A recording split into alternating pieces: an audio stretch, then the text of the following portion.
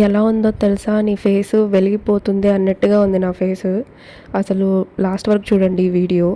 ఈ స్కర్ట్‌కి సెంటర్ పాయింట్‌ని మనం ఫస్ట్ మార్క్ చేసుకోవాలి. నేనైతే మార్క్ చేసుకున్నాను. ఇప్పుడు వేస్ట్ బెల్ట్‌కి నేను తీసుకున్నాను.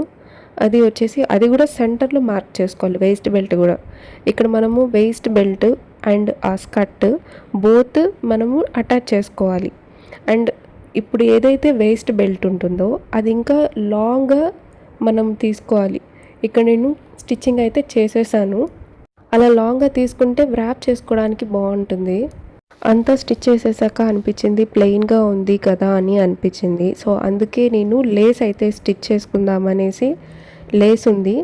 సో ఆ వేస్ట్ బెల్ట్‌కి లేస్ అయితే స్టిచ్ చేసేసాను. వేస్ట్ బెల్ట్‌కి ఒక్కటే ఎందుకు స్టిచ్ చేయాలని చెప్పి మిగతా స్కర్ట్ మొత్తము ఈ లేస్ అనేది స్టిచ్ చేద్దామనేసి స్టిచ్ చేస్తున్నా. లేస్ పక్కకి వెళ్ళకుండా చిన్నగా స్టిచ్ చేసుకోవాలి.